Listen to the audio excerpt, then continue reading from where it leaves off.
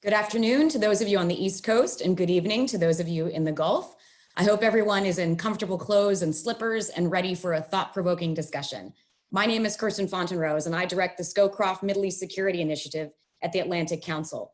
Along with Kuwait-based think tank Reconnaissance Research, on whose US Advisory Board I serve, I'm delighted to welcome you to today's virtual event, Coronavirus and the Gulf Economies. As the coronavirus pandemic shocks the globe, Kuwait and its neighbors face long-term economic challenges.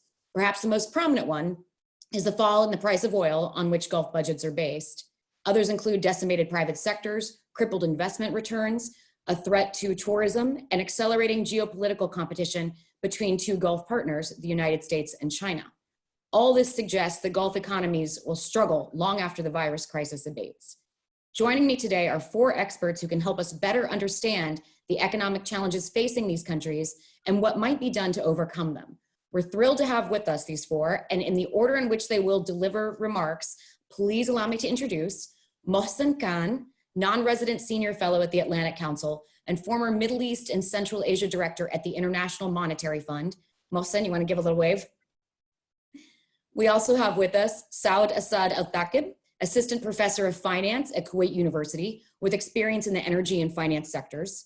We have Nawaf Al-Abdeljader, professor of management at Kuwait University, specializing in entrepreneurship, and Jonathan Fulton, non-resident senior fellow at the Atlantic Council, assistant professor of political science at Zayed University in Abu Dhabi, and an expert on Chinese policy toward the Middle East. You can find their bios on today's event page. Following brief introductory remarks by each speaker, I will moderate a Q&A session with the four of them. We have asked them to keep the remarks very, very short because we know that the value to most of us and to those of you tuning in is in the Q&A and the discussion we'll have with these experts.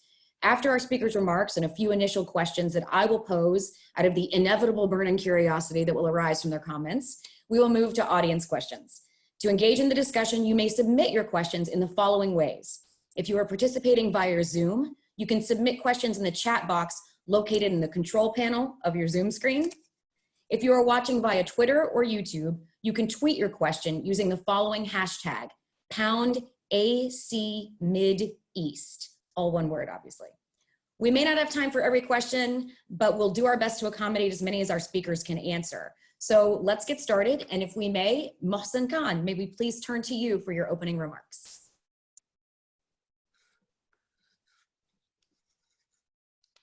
Thank you very much for inviting me to be on this panel. So let me start by saying that I'm going to talk a bit about the economic consequences of what's going on in the world on the Gulf countries. So in contrast to most other countries, the Gulf countries face twin negative shocks to their economies. The first, of course, is the coronavirus pandemic. And the second shock is the sharp fall in oil prices. So while the nature of the two shocks is different, in fact, they are very related in the following sense. They can be thought of perhaps as one enormous negative shock, the pandemic is. Of course, oil prices fell when Saudi Arabia and Russia failed to agree on production cuts to support oil prices. But the pandemic also led to a real drop-off in world demand for oil. For example, fuel consumption in the world has fallen by anywhere from 20 to 30% in the last month. So even if there had not been a price war, as some people put it, between Saudi Arabia and Russia, this fall in world demand for oil would have led to a fall in oil prices anyway. So the two are very interrelated. Now, what is the effect of these two shocks, or if you like, one large negative shock on the Gulf economies? Well, first of all, the first one is very obvious, which is there'll be a significant fall in oil GDP in all of these countries. But secondly, and perhaps more importantly, there's going to be a very negative impact on the non-oil economy, or if you like, the non-oil sector of all these countries. And that's for two reasons. One, of course, most of labor is employed in the non-oil sector. And secondly, oil and the oil economy really drives the entire economy. So what you're going to see in the non-oil sector is a sharp decline in GDP, which could be quick, but could last, but could very well last a long time. And this is going to drive up unemployment, and it's going to lead to bankruptcies, particularly in the services and retail sectors. It's going to lead to bank loan defaults, possibly, that then in turn lead to a financial crisis. So you may be facing a third crisis. Apart from coronavirus, apart from the oil price shock, you could actually have a financial crisis. So briefly, what are the policies then that governments can do to try and mitigate these negative shocks? Well, the first one is straightforward. They have to increase spending, government spending massively. And this can be done in the form of grants, loans to the private sector companies. It can lead to unemployment protection, i.e. picking up the wages of the unemployed.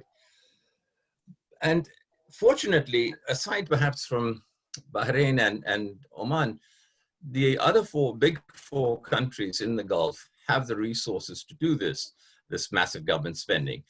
And even if you think of just by way of example, they could very well tap into their sovereign wealth funds and central banks, which currently have assets over $2 trillion. Now that's about 180% of their combined GDP. So they could do a massive intervention in the economy to support it. Secondly, there has to be a real jump in pumping in liquidity into the system.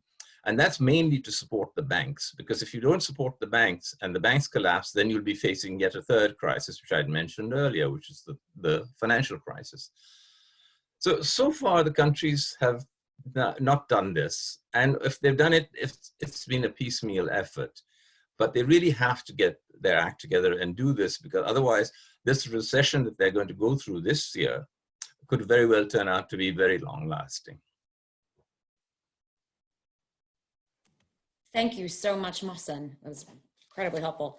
All right, can we please hear from Saud? Would you please offer some of your thoughts on picking up on where Mohsen just finished? I'd like first to thank you for this opportunity, and I'm glad to be here with this my fellow panelists. The message I want to deliver here, the crisis maybe offer us a golden opportunity for a real structural economic reform in the region. Let's start from the beginning of 2020. We start the year with all Gulf countries were expecting a record historical high deficit, even before the twin shock. But with COVID-19 and the drop in oil prices, it made it clear that there is a chronic imbalance in fiscal policy, and it's no longer sustainable. This created new challenges and increased the uncertainty in the market, especially since the GCC country became a debtor state and monitored by creditor, but still dependent on oil prices. The twin shock reduced the demand for oil globally, as mentioned, and the decline in oil demand. Therefore, the debt to GDP is expected to reach new historical high in the region, and due to twofold. More debt expected to the GCC country are expected to get more debt to cover the deficit, and the decline in GDP due to oil prices. To be more specific, let's take the example of Kuwait. The government owns 95% of the land and possesses all natural resources and oil underground. The oil income represents 89% of the revenue of the budget. Plus, more than 80% of the budget is inflexible expenses like wages and subsidies. Moreover, 87% of the population or citizen work for the government, and the remaining 60% of the remaining 30% who work in the private sector totally dependent on the government spending. Citizens enjoy free health, education, and mandatory employment, plus many subsidies. Therefore, these economic policy unsustainable, not in the long run, even in the short run. We are in a critical shifting point of history for the GCC country and raising alarm bell. So to be clear, I believe we need to go back and ask the basic questions on fundamental question. What are the roles and responsibility for the government and people? What are the roles and responsibility for the private sector and public sector? We need to design and implement and create a new economic identity for the future that match our unique culture with real KPIs and many sacrifice. And make sure not only to try to fix the mistake of the past, but also act and build for the future. This cannot be done without major redefinition of government plans and responsibility. I'm not talking about only basic reforms or makeup, like introduction of taxes or cutting subsidies. We need to review and design strategy for the government investment, spending, land, state-owned properties, employment, education, human capital. And for sure, fighting corruption and stop all wasteful spending. We do not know how and when this crisis will end and what are the long-term consequences. But from previous experience of economic downfall, we know that there is unexpected surprises and we need be prepared and ready. We need to be ready for the worst and hope for the best. Remember, we are in a marathon, not on a short race. The life after the pandemic won't return like before. So we need to be ready, and this is why we need to act now. Thank you. So Nawaf, can we turn to you, please? Sure, thank you for having me. So I want to talk about how the coronavirus might impact entrepreneurship in Kuwait and the broader Gulf. So I think the virus will definitely result in many business closures, but it's also an opportunity for more entrepreneurship after the crisis.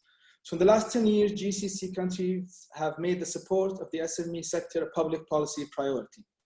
And I'd say that this policy has relatively succeeded as we've witnessed a rise in entrepreneurship activity in the region. In fact, on average, SMEs represent roughly 90% of all firms in the GCC, which is in line with global averages. Yet, SMEs continue to contribute relatively little to the oil-dominant economies of the GCC in terms of both employment and in terms of GDP. For example, SMEs contribute to 20% of GDP, which is half their contribution in developed economies. Now, economies do differ. So, for example, the SME sector in Saudi contributes to 20% of its GDP, compared to just 2% in Kuwait, but still relatively low contribution to GDP. And now, if we talk about employment across the GCC, as Marcin already mentioned, most nationals work in the government sector, while SMEs mostly employ foreign labor. That means that the contribution of SMEs to national employment is less than 10% across countries, again, much lower than global averages of around 50%. So the overall picture is that SMEs and GCCs are relatively low impact firms. Yet, despite the low impact of the SMEs, the trend has been that SMEs have been having a growing role in GCC economies, and we've seen a rise in entrepreneurship activity. Now, given that the majority of SMEs in the Gulf region are relatively small firms, the coronavirus will most certainly have a strong impact on their ability to weather the storm and survive. The biggest concern I personally have is to see a slowdown or even worse, a reversal of this growing trend and culture of being self-employed and taking the risk of starting your own business, which, as I mentioned, the GCC countries have succeeded in creating in the past few years. Now, on a more positive note, history shows that when big companies fail, SME activity tends to increase. So in the US, for example, we see a strong correlation between recessions and entrepreneurship activity. These are mostly necessity entrepreneurs, people who have left their day jobs and are looking for a new source of income. But also there's a growing opportunity to start a business because so many big companies are forced to close, which means there are more opportunities. I'd cite the example of Nokia in Finland or RIM BlackBerry in Waterloo, Canada, where when both companies failed, we saw a rise in entrepreneurship activity because many of the high-skilled workers had to leave their jobs and started their own companies. And this is what we also actually witnessed in the Gulf region in Kuwait, specifically in the past financial crisis. Many people left their jobs in the finance industry and started their own business. I can mention, for example, PIC, a very successful local company. The founders used to work in the finance industry. So what I'm trying to say is while SMEs might close, I'd hope that the government takes this opportunity to double down on its policy of supporting the SME sector and pushing nationals to start their own business in an effort to restart the economy. Thank you, Nawaf. Jonathan, can you round us out with some thoughts on where China sits in this issue?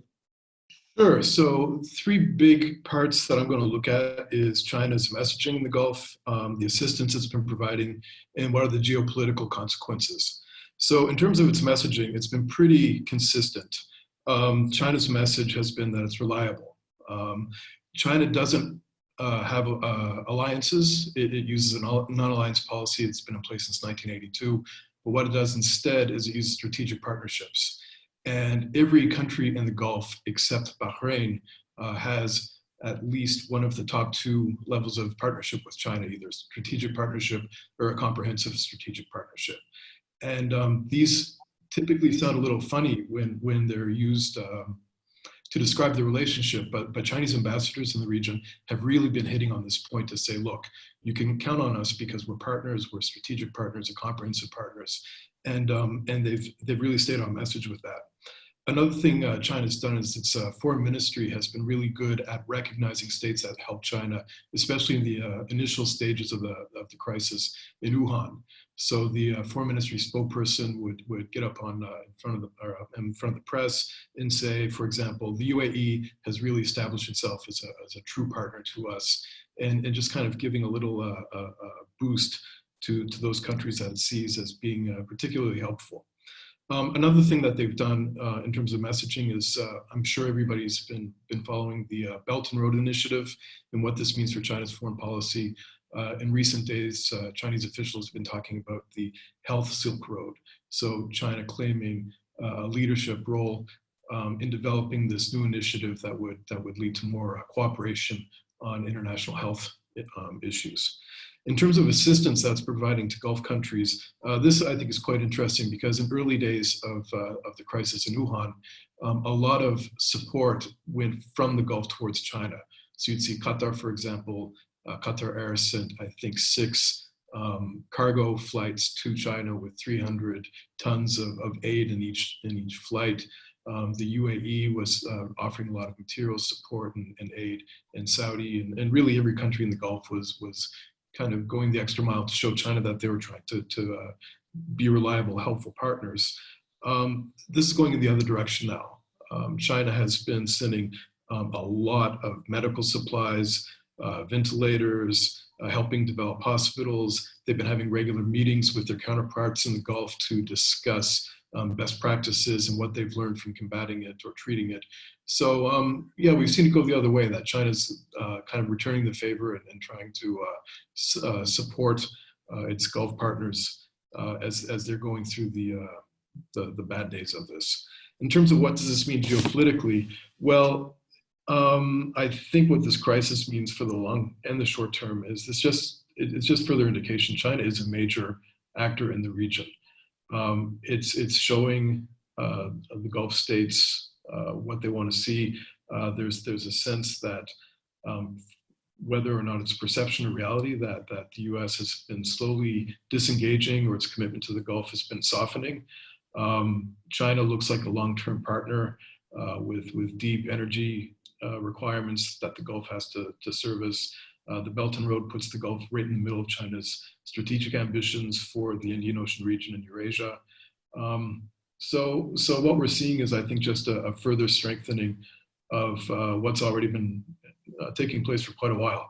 This growing connectivity between the Gulf and East Asia in general, and China in particular. Thank you so much, Jonathan. Let's move to a couple of questions from here. And then again, if you would like to submit questions, feel free to do that via Zoom or via the Twitter links. And feel free to post into the chat room if you need instructions again on how to access via the Twitter links. This question is for both Mohsen and Saud. Both of you talked about kind of the need for economic reforms. Are there long-term alterations to economic policy that the region should consider in order to reduce the impact of a pandemic in the future?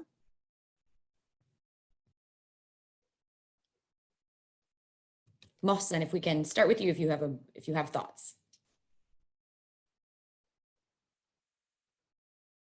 Yes, I think that basically the issue is really going to be how much investment are they going to make in the public health services in the countries. And one of the problems, of course, is having a sufficient amount of human capital. I mean, they have financial capital, but human capital needs to be developed on a much larger scale.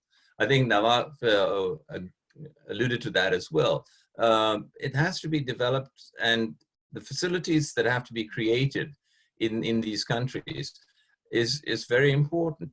I think I might just say that I think we're sort of underestimating the impact of the pandemic on the Gulf countries from the health point of view.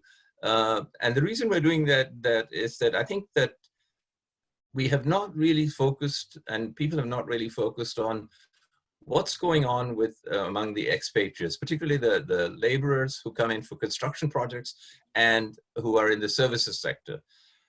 They live very close together. They live in close proximity with each other. And I myself fear that there could well be a serious increase in the number of COVID-19 patients in those areas. And I think that investments in public health are absolutely essential. Thank you. Saud, anything to add? Yes.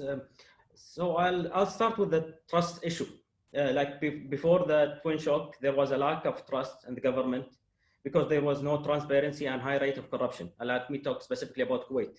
People do not trust government because repeated government history and track record led us to this big deficit, what we have now. So today, the government have golden opportunity because the people around the region saw how government handled the health issue and how the health sector transferred in 1 month.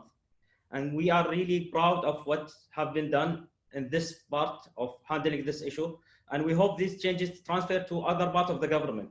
So what I mean that we learn from the Corona or COVID-19 pandemic that people trust the government when there is a clear message, direct communication and transparency.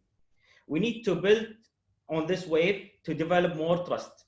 And research have shown that issues like transparency, increasing freedom, bettering democracy, improving the quality of education and healthcare are to the trust factor of the governance and improving the trust in government.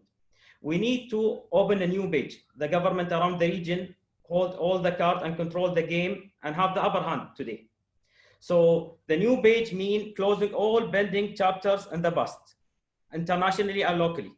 What I mean that we need, and there is a real real need to start closing the GCC conflict and unite again. Because we are now in a global shock and we need global response. No country has the physical capacity to stand alone. So we need to coordinate more than ever before. So we need to unite. This is for the region. And when we go to the local, we need to close all local issues because we need to unite people upon one message. So what I mean, we need to close all previous issues like political adversary, freedom of speech, or political presence. I'm not a politician. I don't want to talk about politics, but to get people together and unite and get them to sacrifice and be able to change. People need to see some side or some good faith from the government, and this is the right time to do this.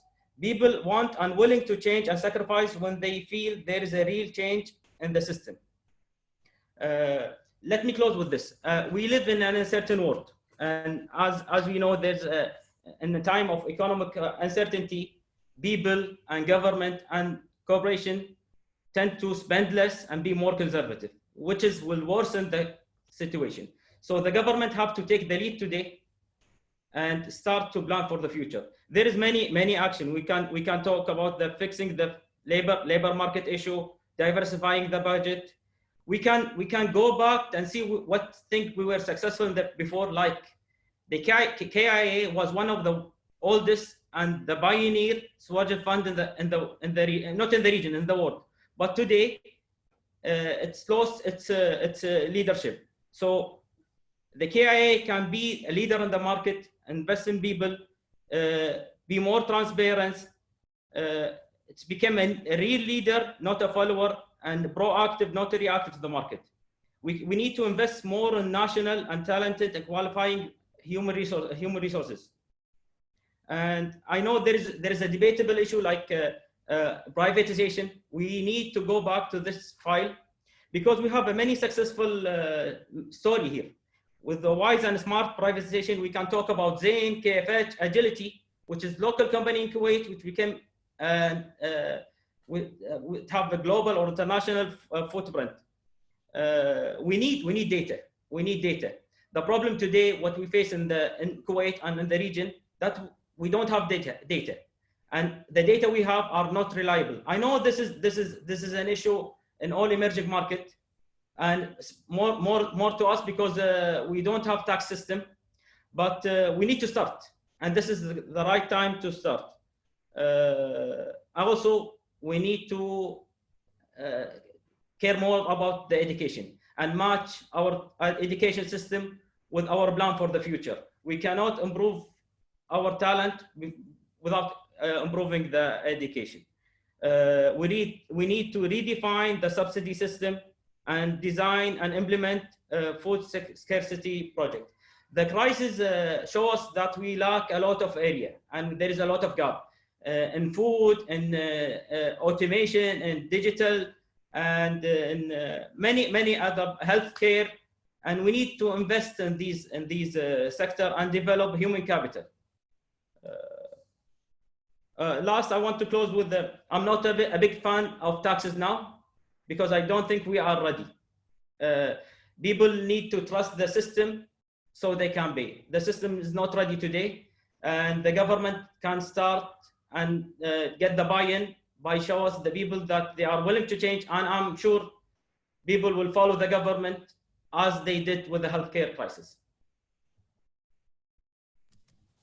Thank you so much, South. So for all the investors and policy analysts out there, you have his input on what to focus your recommendations on or some of your research.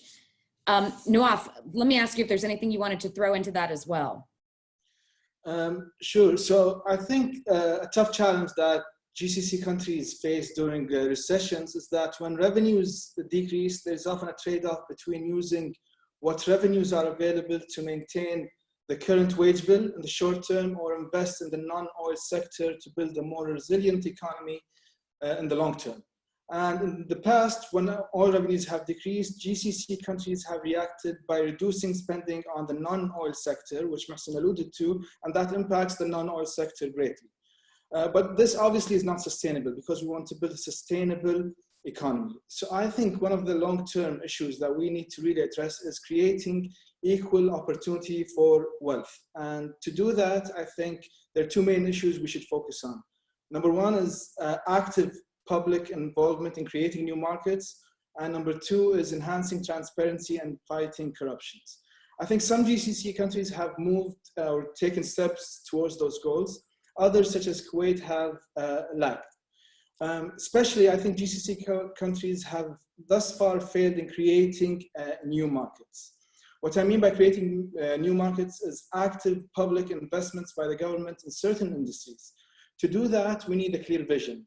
We have a lot of visions and plans, but these are often very complex and have too many goals. We need to agree on 3 to 5 industries at most that government commits to investing in.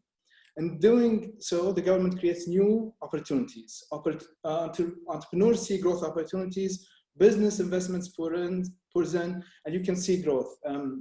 There's an economist, Mariana Mazzucato. She explains in her book that an entrepreneurial society needs an entrepreneurial state, and one that not only corrects market failure, but actually shapes and creates new markets.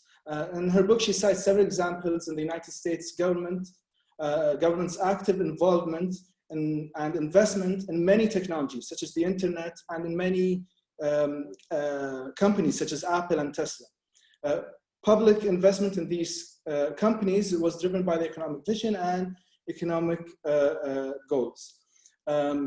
So I think there is really a lack of active government involvement and investment in creating new opportunities because, as I mentioned, there isn't really a clear goal.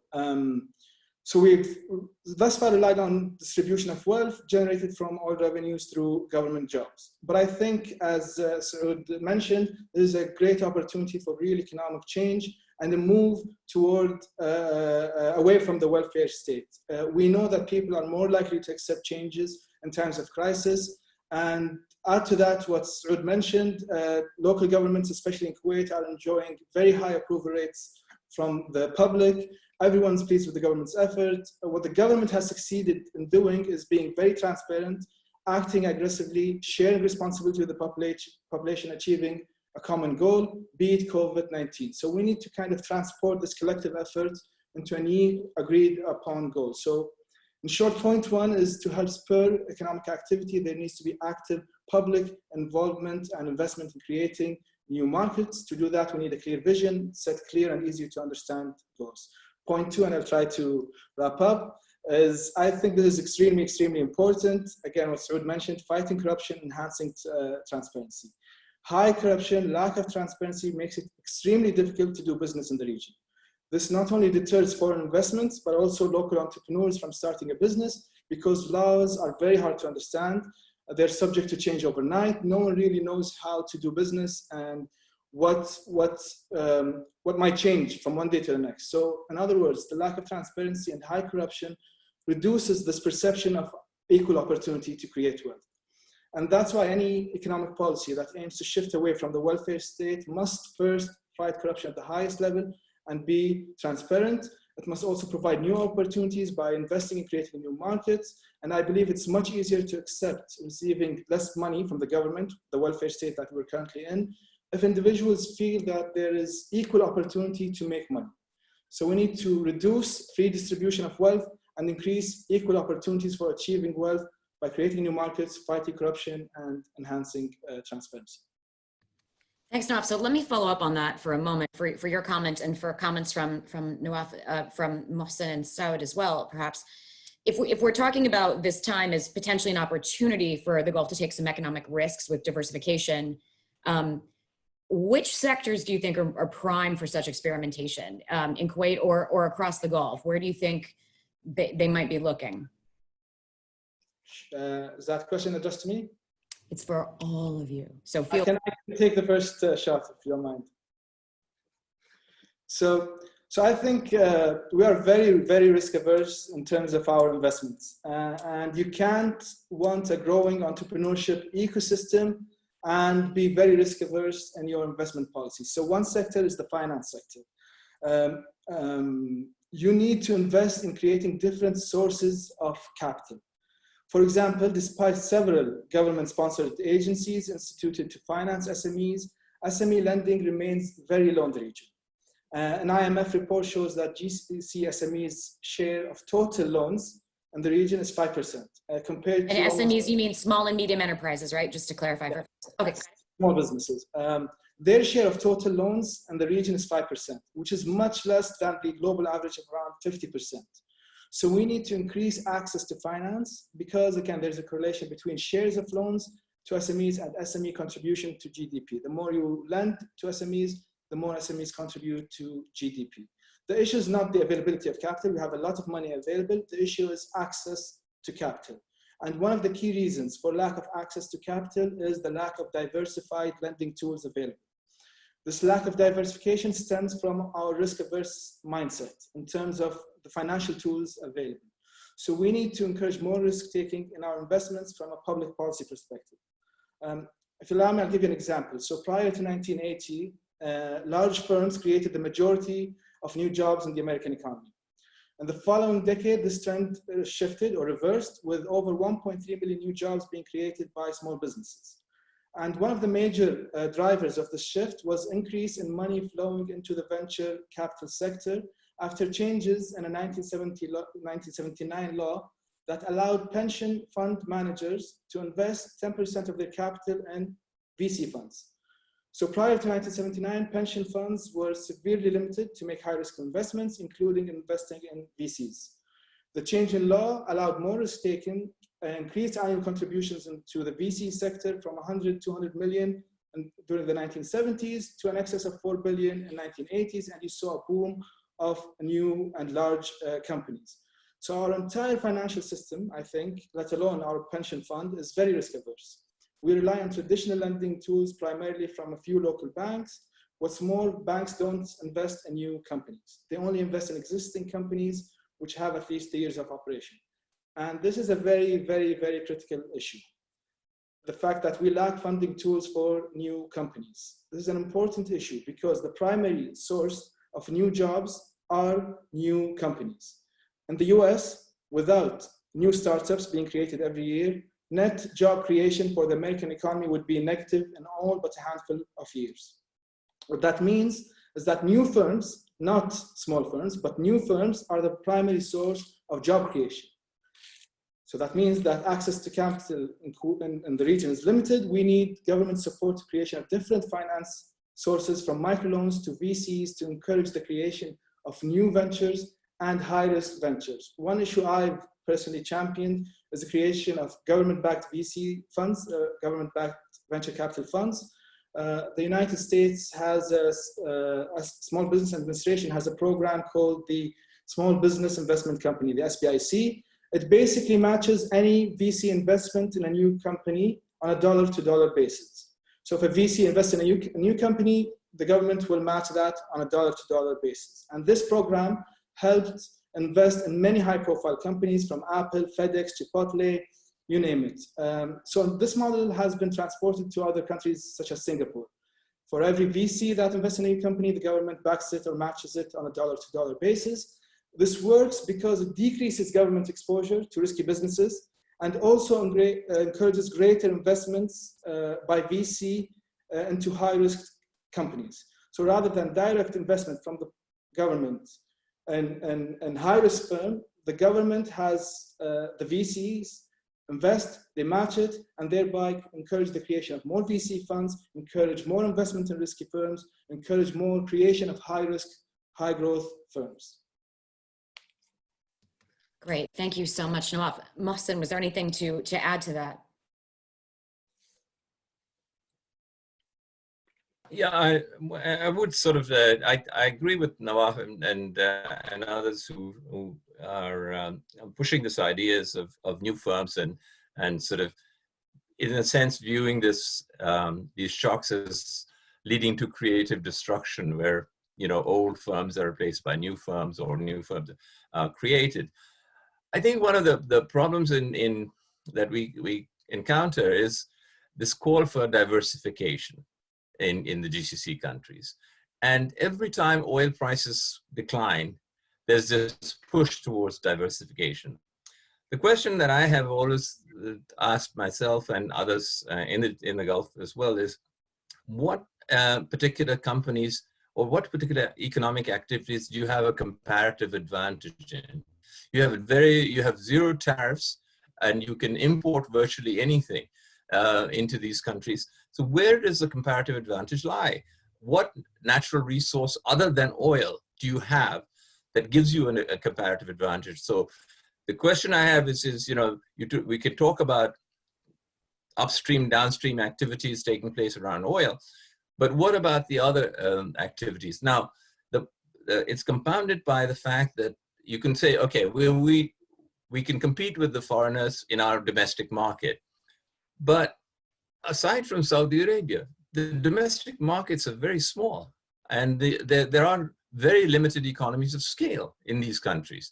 So, I think the diversification that took place in Dubai and going into basic provision of services, etc., and from both financial and tourism, etc. And the same to some extent is happened in Qatar as well.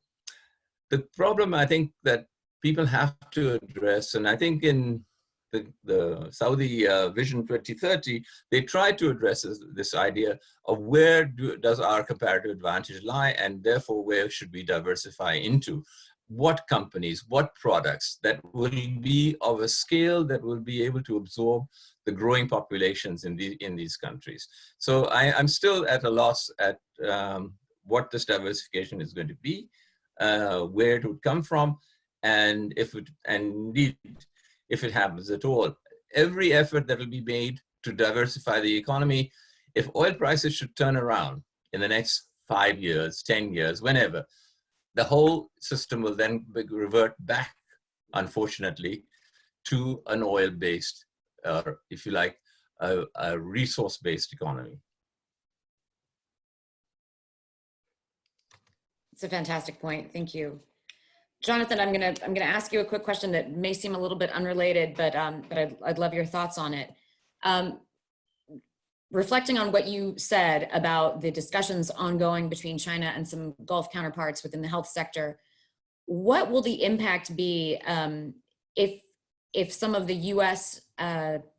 fears about China's perhaps not being completely forthcoming about their numbers of sick members of their population come true? You know, if we start to see a resurgence of the virus in China, or word comes out that perhaps it hasn't been managed as well as they are messaging that it is being managed, what do you think the impact will be on their relationship with the Gulf?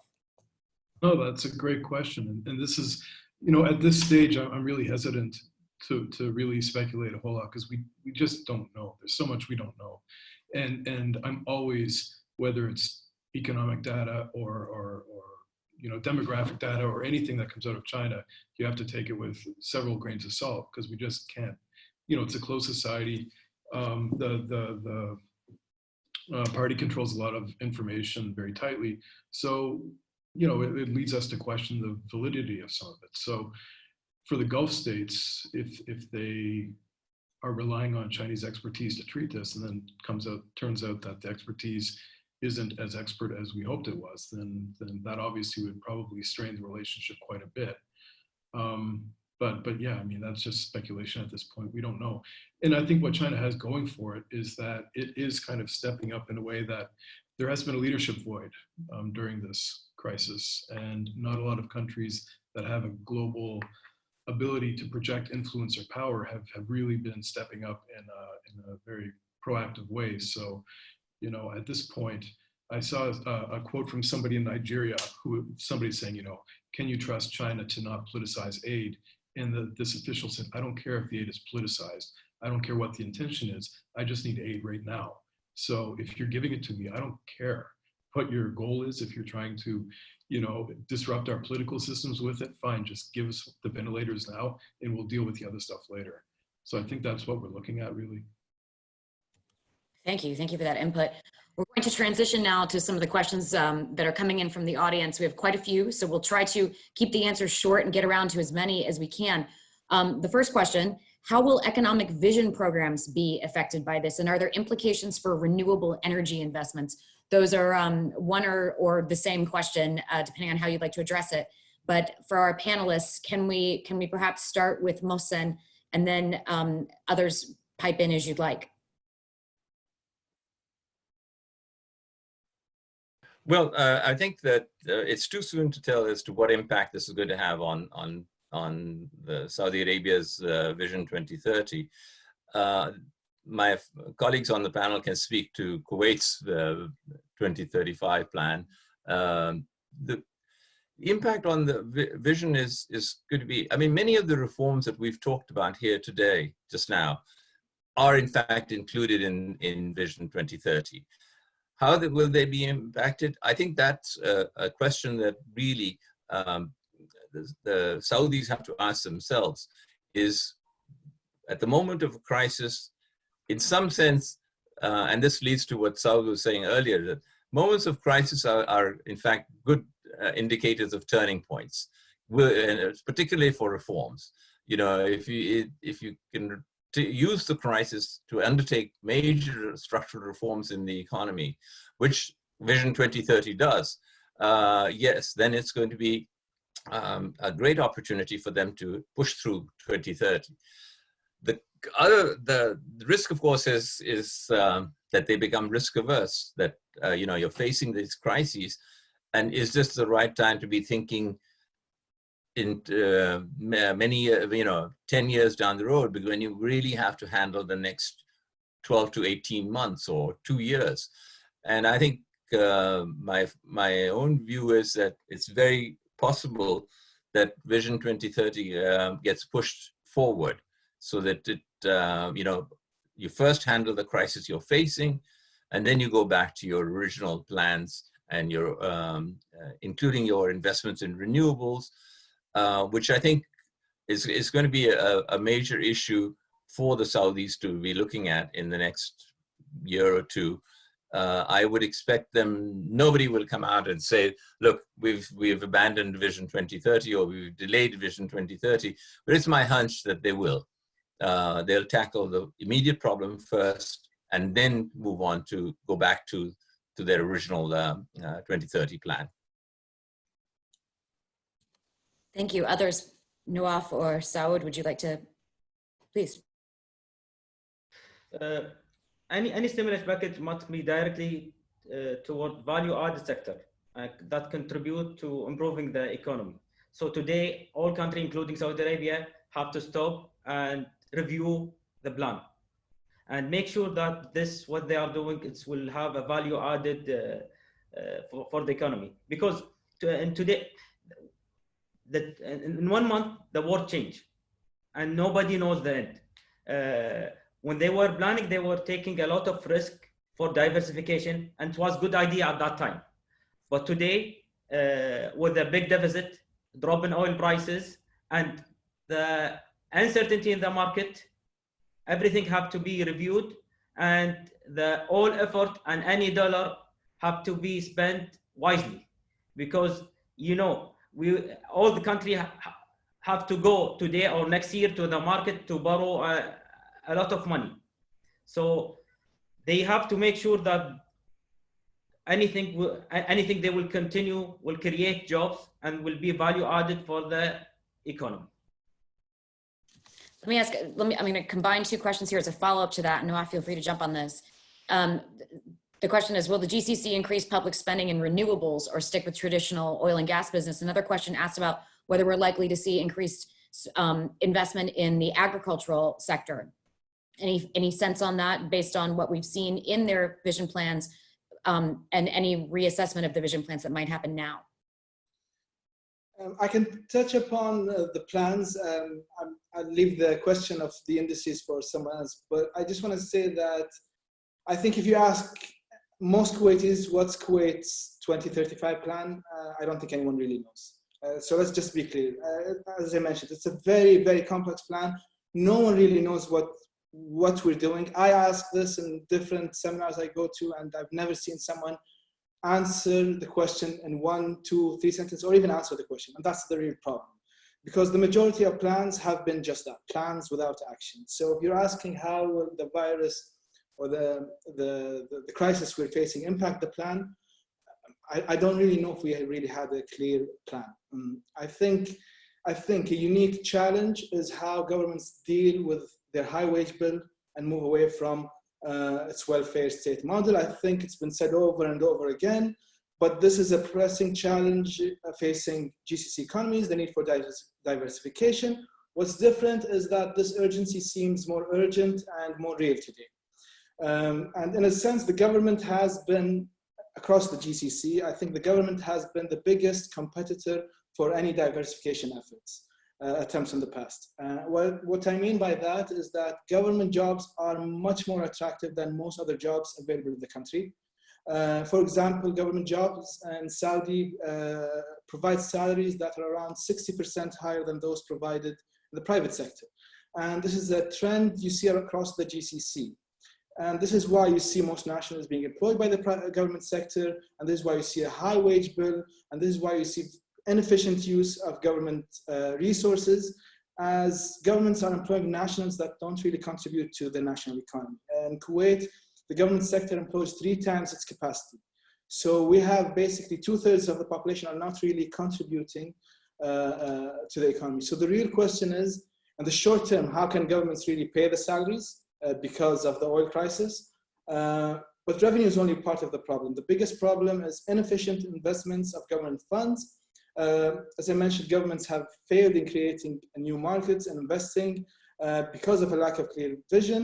And one of the issues I think Saud mentioned is we lack clear data, or there's no transparency. So rarely do we see any public investments attached to KPIs or measurable goals, which means we don't really know how well our investments are doing. Are they improving our economy? How can we correct them? How can we assess them? And that's why, as Saud mentioned, transparency and collecting data, setting clear goals are all really important. There is no plan because we don't have a clear plan. That's, I mean, I think that's a short answer. That's very optimistic. No, we'll revisit that in a moment. But Mohsen, can I turn to you for a moment for your comments on perhaps the agricultural sector? Yeah, I actually, and that's an interesting comment to raise. I mean, it's raised in the context of traditional activities like agriculture and fishing and so on and so forth. Agriculture is a very interesting issue. If you ask the policymakers in the Gulf countries as to why are you engaging in agriculture, the answer is a good one, which says food security. And that really is why we're here. But I can say that as of a year or two ago, agriculture is probably the highest cost agriculture produced in anywhere in the world is produced in the Gulf countries. And the reason for that is very obvious, of course, water and the lack of water, if you like. So while it's understandable that you want to create an agricultural base because of the food security issue, which is perfectly reasonable thing to do if you can afford it, it's heavily subsidized agriculture will give you some kind of scope for food security. But other than that, I don't see a major investment in the agricultural sector helping any of the countries in the region. Thank you so much. We've got some questions about the sovereign wealth funds here that I will put out for each of you. The first one is, sovereign wealth funds are illiquid. How can the Gulf states ensure liquidity? And the second is, what will the sovereign wealth funds kick in to cover the oil price war as the pandemic keeps demand low?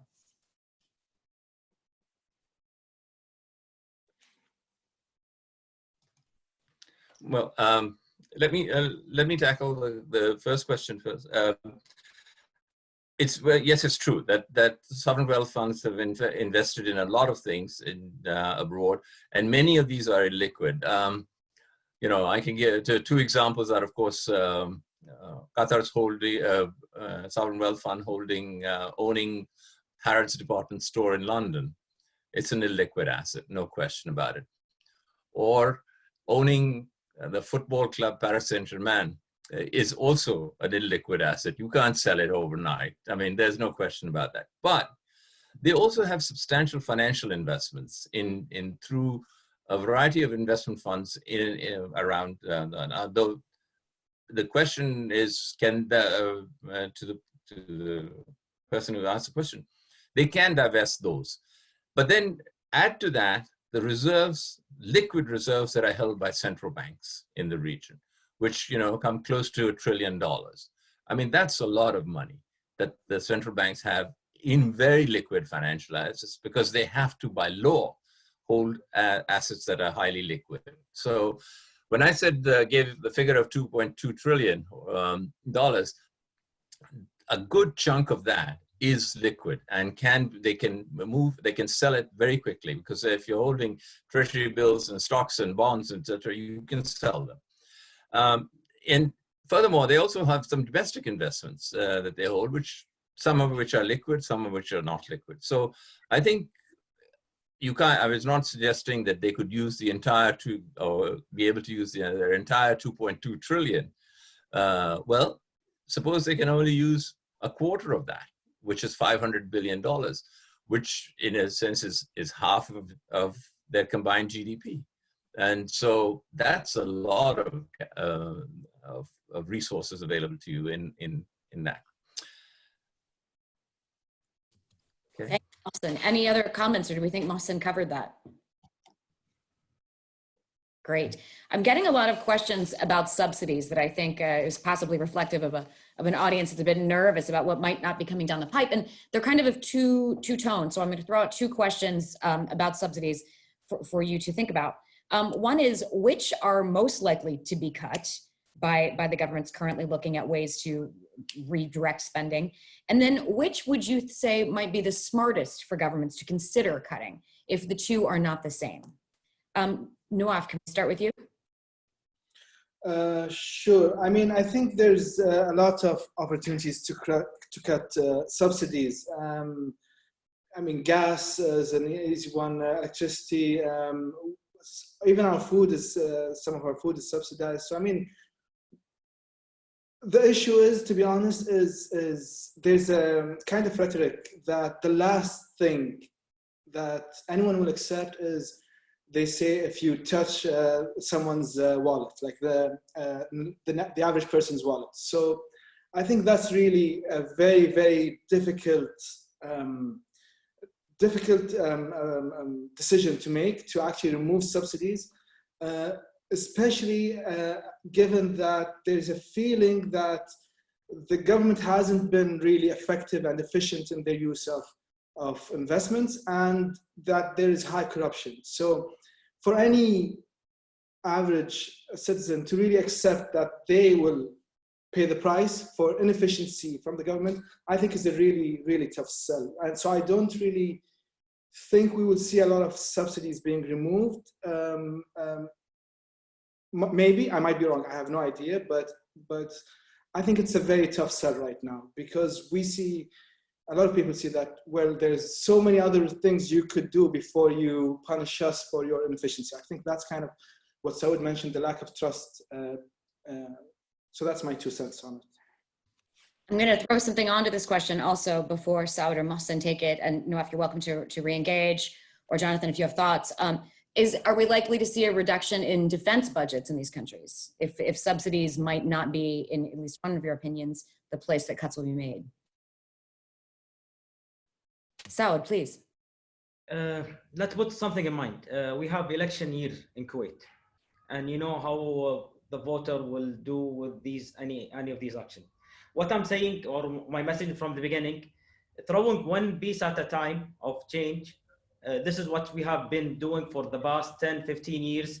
In any crisis, we change one thing and we fight for it.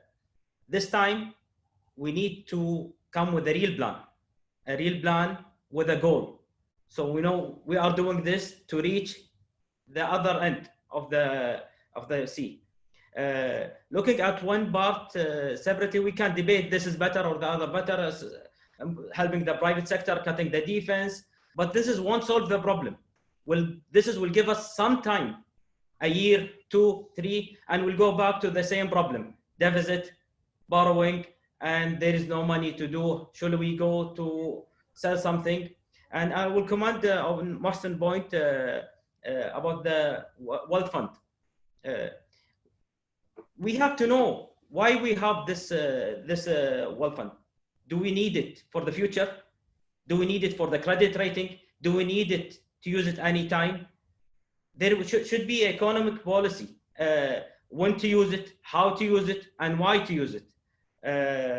I remember Qatar did sell some of its asset, but it was special case after what happened in the seas. But for me, as I see the wealth fund, it's for a future generation. And still we can solve our problem today by fighting corruption, by cutting unnecessary spending, by efficiently managing the country, by supporting the private sector. And if you allow me, I'll talk about the private sector for a minute here. People do not trust their government, but also they do not trust the private sector, because our private sector is a special case. They are depending on the government, and mainly they are family businesses, and mainly these businesses are run by the 3rd generation. So there is a real call now to help these businesses to transform and adopt corporate governance to save their wealth. As you know, research say that most of family business end on the 3rd generation. And most of the family business in Kuwait or in the region are run today by the 3rd or the 4th generation. So government have to step and encourage these families to list their company, to adopt the corporate governance practice, to improve and increase the efficiency of the private sector. No, people in the region do not trust the private sector because their contribution to the GDP is minimal, their employment for local is minimal, and the impact to the society is not like the people hope. So this is another point I want to throw. Saud, thank you so much. And you actually answered another question in the context of that. So thank you. Mohsen, do you have thoughts on the issue of whether or not there are subsidies or budget changes we're either likely to see or that you think should be considered? Well, yeah, I would like to just make a couple of points on subsidies and ask the following question. Is this the right time to cut subsidies? I mean, the fact of the matter is that the populations in these countries is going to take an economic hit. And if you, on top of that, say, tomorrow you're not employed because your business has gone out, the business where you were employed has gone under. And furthermore, you're going to pay more in gas prices, gasoline prices. And furthermore, you're going to be paying more for your food. This is not better. And when Saud says it's an election thing, even if there was no election, there would be people in the streets. And so I think that it goes against me, my own thinking about subsidies as an economist. But I think there's a time to do it and a time not to do it. And I think this is the time not to do things like cutting subsidies, increasing taxes. This is really not the time to do it. Here, and then I'll just link that with this, Saud's point about the sovereign wealth funds. It's absolutely true that, and when it was thought of, it was a very good idea that eventually we're going to run out of oil in these countries, eventually. But we must, in fact, have enough savings to support future generations and the income from future generations. I mean, Kuwait is a classic example of it.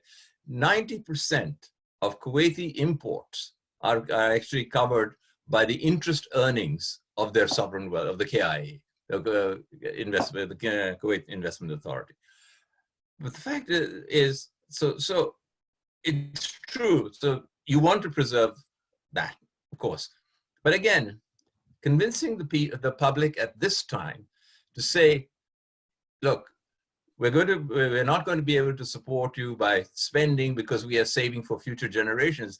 The question I have in mind is, and opposed to everyone is the current generation sufficiently altruistic enough to say, yes, I am prepared to be out of a job as long as you know, my children, grandchildren, and great-grandchildren, and their great-grandchildren will have an income coming in. So I think there'll be a pretty difficult choice for the leaders to make. So I'm basically suggesting that this is such a big crisis for the Gulf countries. They have to use all the weapons that they have at their disposal, all the financial weapons that they have at their disposal. And if it involves raiding or borrowing from the sovereign wealth fund or whatever you want to do, however you want to frame it, you have to do it. And I think the notion that we must be constrained and conserve our firepower for a future day, well, that, you know, you may not have the opportunity if things really go bad in the current battle that you're fighting, the current war that you're fighting. You don't want to lose that because you were worried that you kept your ammunition in reserve for future wars.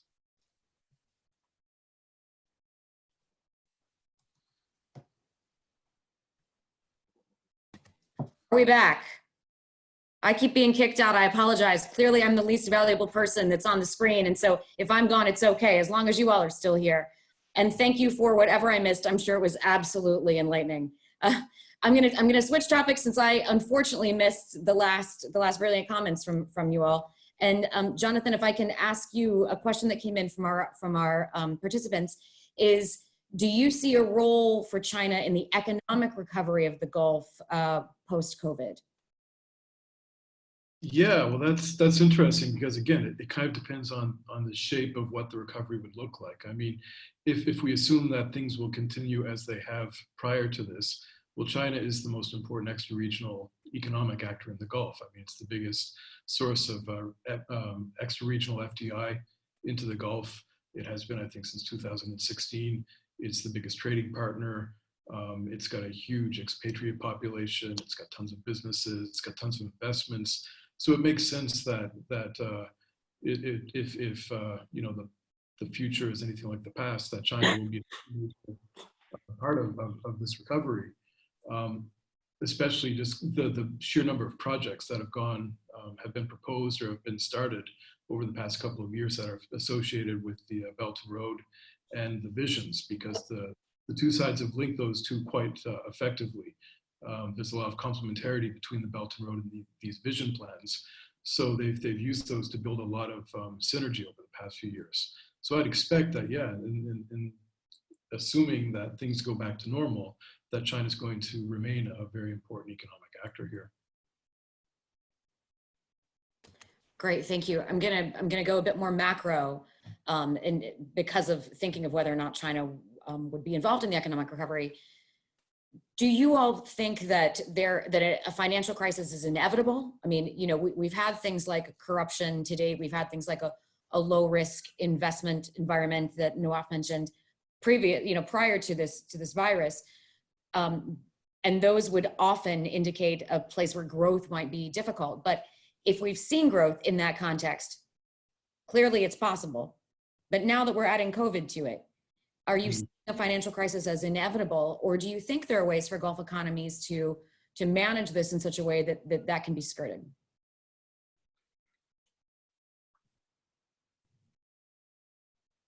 Please, Saud.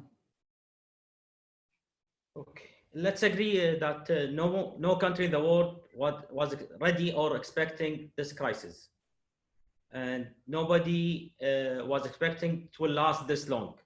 Now the most hopeful or optimist say we need 2 to 3 months to end this. I'll answer the question another way. Are we ready if things get longer, more than 3 months? I don't think so.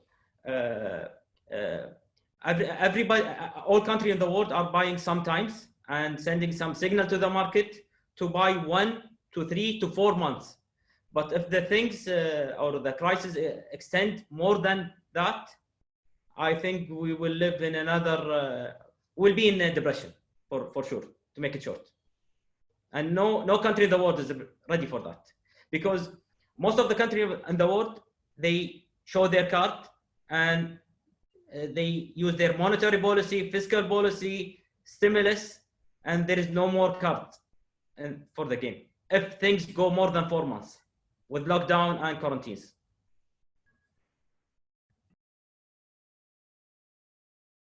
Mohsen, please. Well, yeah. The issue of the financial crisis is I can speak to in 1 minute. There's no question that there's going to be a recession in the Gulf countries this year. Growth is going to be very, very low, if most likely very negative too. So the recession is here for them. The question is, will this recession then feed into the financial crisis? And the one way I think it is possible, which was mentioned in my earlier introduction, is that if in fact there is a recession and borrowers are unable to repay their debts, and basically there are loan defaults, etc., banks are going to come under tremendous pressure then at that point. Now, the central bank has to come in and step in, and so I think this is, the central banks in the Gulf have to follow the lead, the examples of the Fed in the United States and the Bank of England and today in the UK, is be ready to pump in as much liquidity as is needed in order to support the banks, because that, in a sense, is if banks go under or any bank goes under, you'll have a real run on deposits in the entire banking system. And we're talking about relatively small banking systems. And it won't take much of a spark to set off the fire and lead to not just a financial crisis, possibly a financial collapse, in which case the effects of the pandemic and the oil price fall, etc., would just be more severely compounded, and it'll be very, very difficult to get out of it. So that's why I keep coming back to this, saying that this is not a time to hold back. It's a time to act. And basically, if you want to get out of this recession, which in my mind, 2020, there will be a recession, the worldwide recession, including in the Gulf.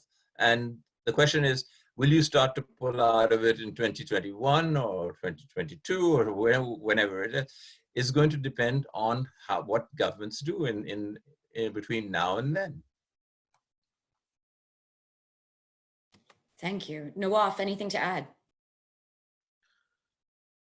Well, I think really one of the actually good things maybe from which I mentioned earlier, the risk-averse financial sector that we have is our banks are relatively in a strong position, relatively strong financial position. That's one of the kind of positive things we have. So our banks may be able to kind of survive longer, but I think definitely we are seeing a recession. There's no way around it. I think the biggest issue facing governments, as I mentioned, is in the short term, how they're going to pay salaries, the wage bill. I don't know if you know this, but the salaries and subsidies, which you asked about reducing subsidies, alone account for 70% of government expenditure in Kuwait. And the expenditure on salaries and subsidies alone was more than the expected revenue from selling of oil when the budget was put in place, and we expected prices of $55 per barrel. So now we have, before the crisis even started, before the drop in oil prices, salaries and subsidies were higher than revenues. Salaries and subsidies alone were higher than revenues. So now we've dropped revenues. So the short term is, how are we going to pay salaries, as Saud mentioned, in the next 6 months? The deficit is expected to jump by more than 170% compared to the projections because of the drop in oil prices. So definitely there's a recession. I think the short term, the question the governments are asking is, how are we going to pay the high wage bill we have in this next 6 to 12 months? Excellent point, Nawaf. Let me follow up on that with a question we received that's somewhat related. So if we have some sort of discussion about subsidies not being the place to cut and salaries perhaps being a little bit sacred right now while everybody will be suffering, is there a space for increased taxation, or is that in the same category of punishing businesses at a time when they're down? Do you see places where there could be either taxation or other measures taken that would not be punishing sectors that are already taking a hit?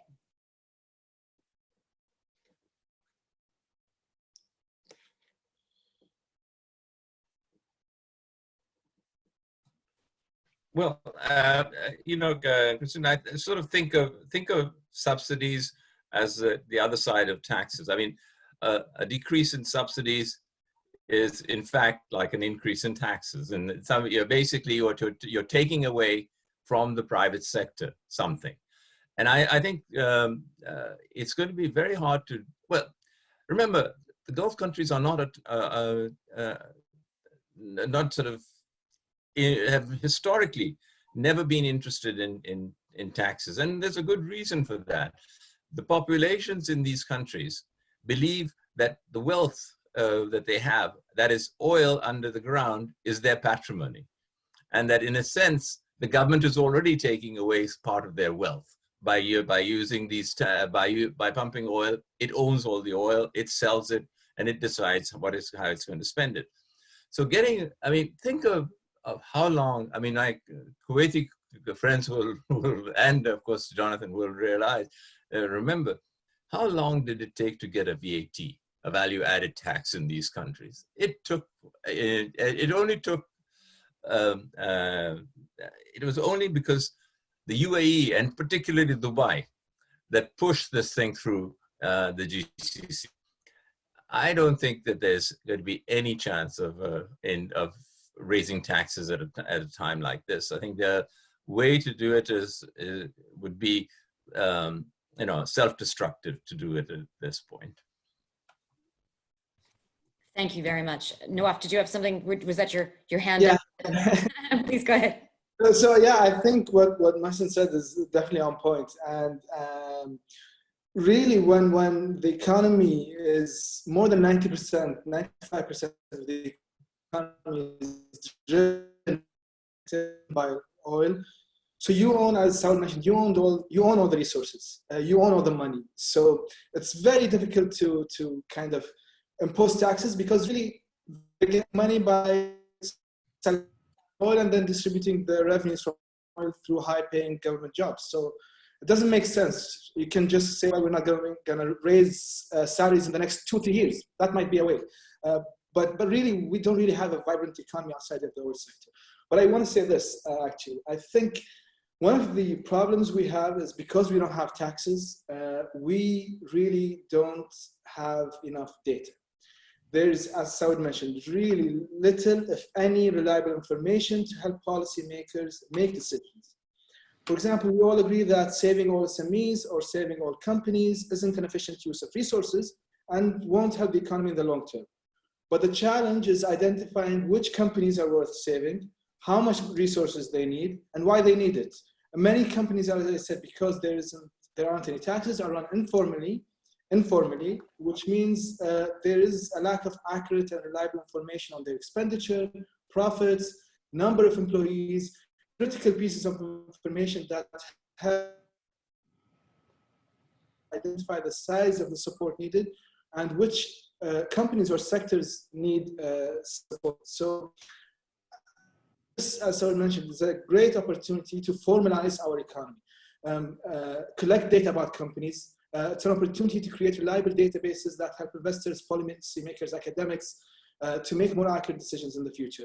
I'll give you a short example and I close with this. If you try to Google how many SME companies exist in the GCC, you look at 5 different reports, you look at 5 different pieces of information, as 90%, 60%. So it's really, when we don't have clear information, it's hard to make decisions. It's hard to control the narrative, especially any economic change that will impact the livelihoods of nationals in a negative way. It's very difficult to accept when you can't control the narrative, and you can't control the narrative when you don't have evidence, information, numbers to really convince the people of why we're doing these changes and how. Thank you so much. I've got 2 questions I want to hit on before we close in the last 15 minutes we've got here. Let's get to some good news stories if we can. Can you all point to any policies or measures you've seen the decision makers in the Gulf take regarding their economies in the face of COVID that you think are on the right track?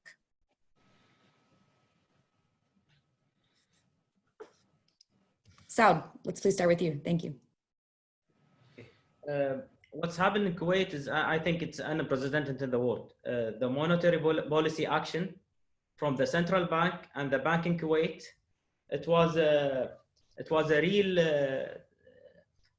result of years of conservative supervision. So in Kuwait, we used to have a very tough rule. We implement the Basel III action in bank, and plus the Central Bank of Kuwait was implementing a higher threshold for the liquidity and the capital adequacy ratios. And they were saving it for the rainy day. And when you need it, they loosened the restriction on bank, which allowed the bank to have a capacity of 5 billion KD, which is equivalent to $15 billion, to use it and transmit it to the market. This is something didn't hit the budget of the government, and it gave the bank more room to maneuver and to transmit this money to the market. The challenge here now is to the private sector to show that they are qualified for these money. The money is there. The rules are lower now. It's the rule. The game is now for the private sector to show that they are willing to use these money wisely.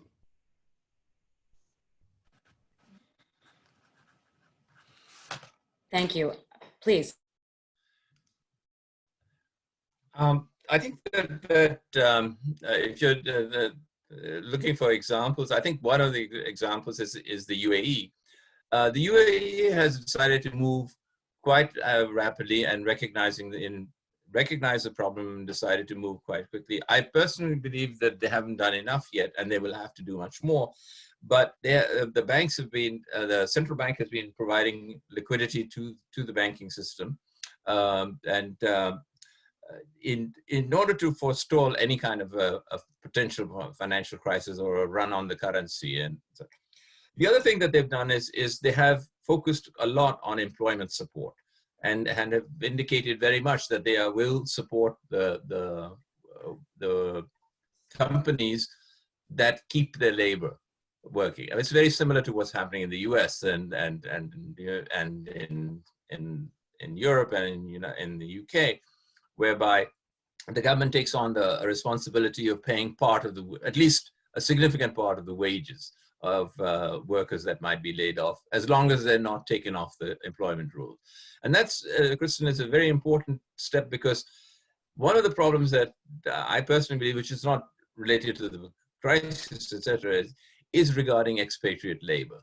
The restrictions on visas that exist currently on expatriate labor, whether it's high-skilled or low-skilled, is that if you lose your job in the country, you have to leave the country. And so you lose labor that way. And the question that they are trying to handle is to say, our employment support that we have will, at least at the high skill level, will cover the employment of expatriates. This does not mean that construction workers and service workers and etc. will not be allowed to go, will not have to go back to their own countries. They recognize that, and in fact have gone so far as to provide them financing in order to make their return to their home countries.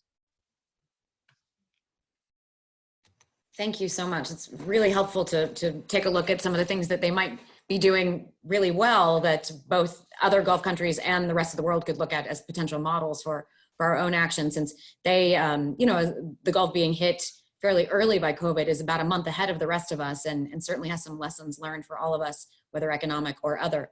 We have just a few minutes left, so I'm going to throw out several questions and ask each of you to give them some thought and then respond in a minute or less. And if there's a question that no one is comfortable with, we don't have to answer it, but I'll throw these out. One is about the role of the EU in this. So we've discussed China, and we've talked about inter-Gulf relations and inter-Gulf models. But is there anything you all have thoughts on related to the EU relationship with the Gulf and how they might be part of a post-COVID recovery, or whether the Gulf will be needed to help the EU recover from COVID? The second question is about some of these loan delays that are being offered. What steps can governments take, or can banks take, if we have more than 3 months of this, and so we have a mass of defaulters? Is there thought being given now to how we might address that 3 months from now or beyond? And then I'm going to throw the last question to Jonathan, and that is, how do you see any of this and the increased engagement by China, some of the other conversations by other powers in Europe and elsewhere, impacting the US relationship with the Gulf post-COVID? Is how the Gulf or the US or China or any other actor, how they are managing this crisis, will that impact and change the nature or the flavor of the US relationship with the Gulf going forward? So we'll end with that one. But if others would like to address the question about the EU or about delays and defaults, let's take those answers first.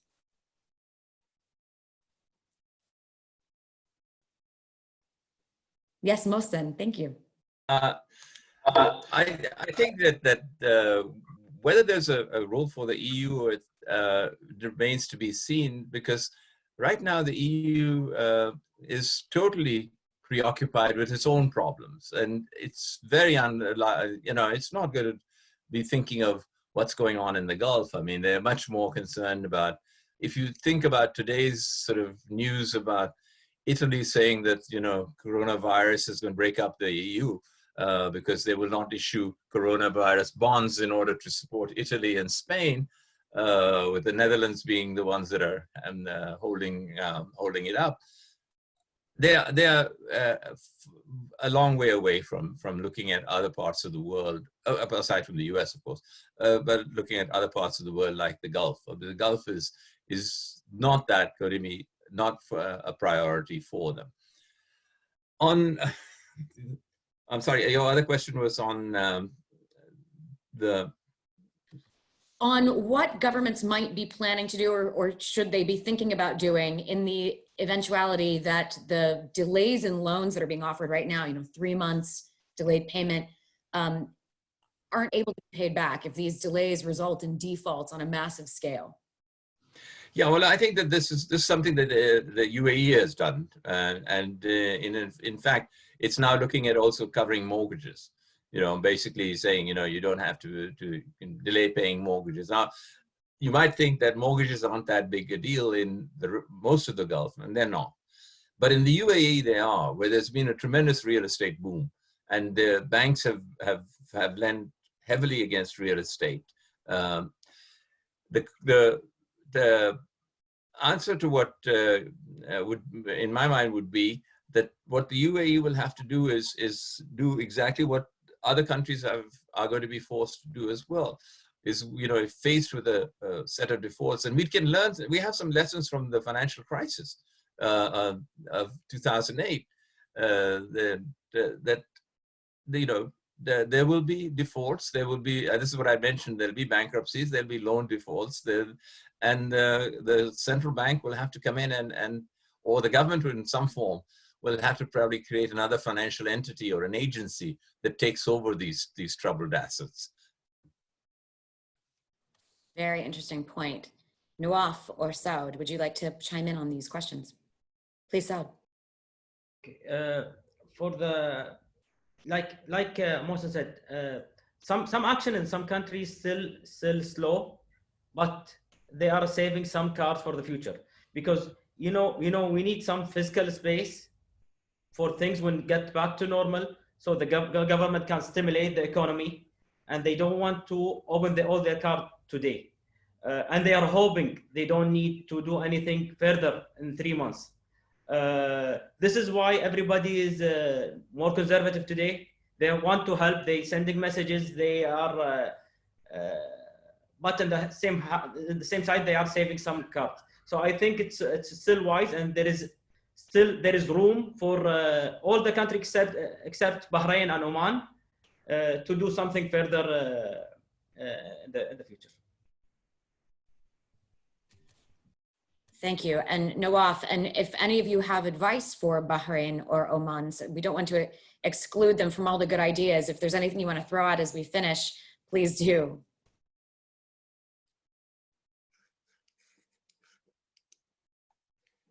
I honestly can't really say much about Oman and Bahrain. I just want to close with saying I think we've been very, very, very proud of the government's efforts in the past few weeks. One of the positive things you asked about, I think one of the positive things they did is really show their dedication to SMEs. So we're also happy about that.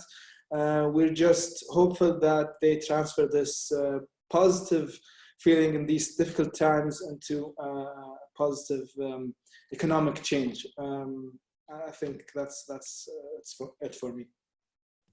Thank you, Nawaf. Jonathan, can we turn to you for comments on your thoughts on the U.S.-Kuwait relationship, the U.S.-Gulf relationship, and the Gulf's relationship with other players post-COVID?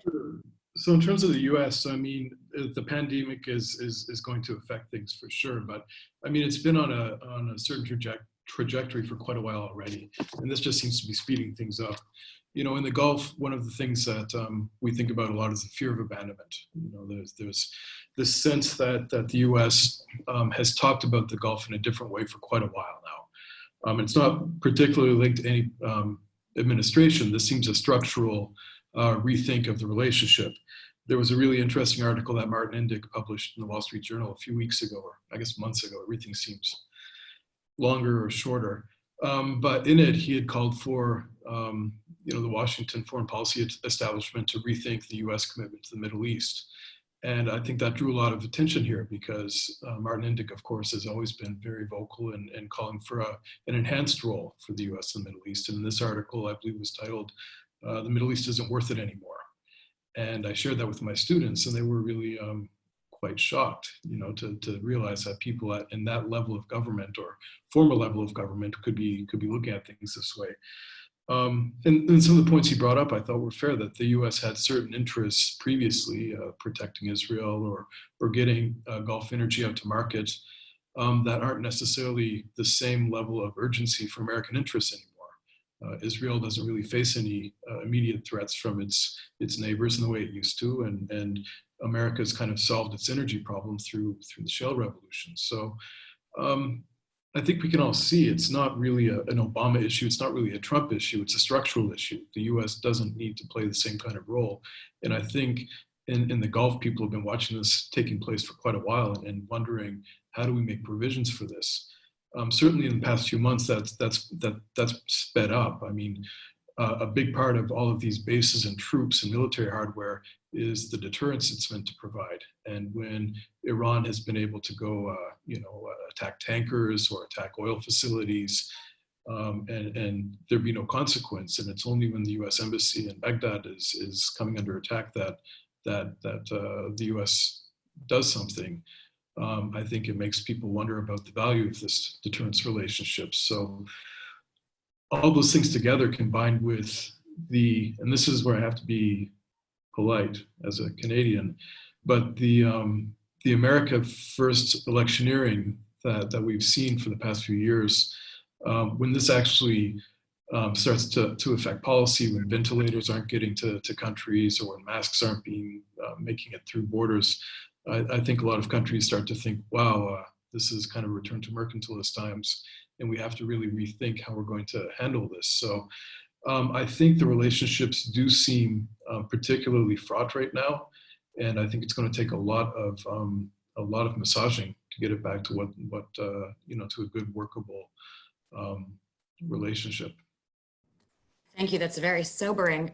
I think a lot of us hope that the impact of discussions and arguments like those made by Martin Indyk are similar to the impact of a modest proposal, that essay by Jonathan Swift in 1729, kind of lighting a fire under policymakers both in the region and in the US as to what they want this relationship to look like, what the value really is for them, and then how best to secure that value if current trajectories are not going to get us where we want to be. Thank you all so much. I think a lot of the value today was not simply the analysis, but some of the excellent policy recommendations that came out of here.